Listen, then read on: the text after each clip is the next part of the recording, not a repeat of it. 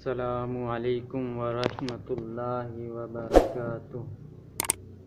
پیارے دوستو، جیسا کہ آپ نے تھمبنیل کے اندر دیکھا کہ سنت زندہ کرنے کی کیا فضیلت ہے۔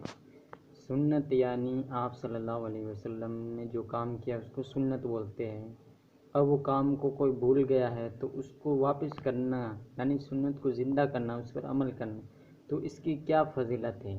تو یہ جو مین موضوع ہے، جو مین وشے ہے وہ یہ ہے ایک سنت کے بارے میں، سنت زندہ کرنے کی فضیلت۔ رسول اللہ صلی اللہ علیہ وسلم نے فرمایا، جس نے میری کسی ایسی سنت کو زندہ کیا جو میرے بعد مر چکی تھی یعنی ختم ہو چکی تھی، تو اس کو اتنا ہی ثواب ملے گا جتنا کہ اس سنت پر عمل کرنے والوں کو ملے گا، اور ان عمل کرنے والے لوگوں کے ثواب میں سے کوئی کمی نہیں ہوگی۔ اور جس نے ایسا طریقہ جاری کیا جو اللہ اور اس کے نبی صلی اللہ علیہ وسلم کو ناپسند پسند ہے، تو جتنے لوگ اس غلط طریقے پر چلیں گے ان تمام لوگوں کا گناہ اس کو ملے گا اور ان کے گناہ میں کوئی کمی نہیں ہوگی۔ تو یہ حدیث تھی ہمارے سامنے، یہ ابن ماجہ کے اندر سے ہے یہ حدیث۔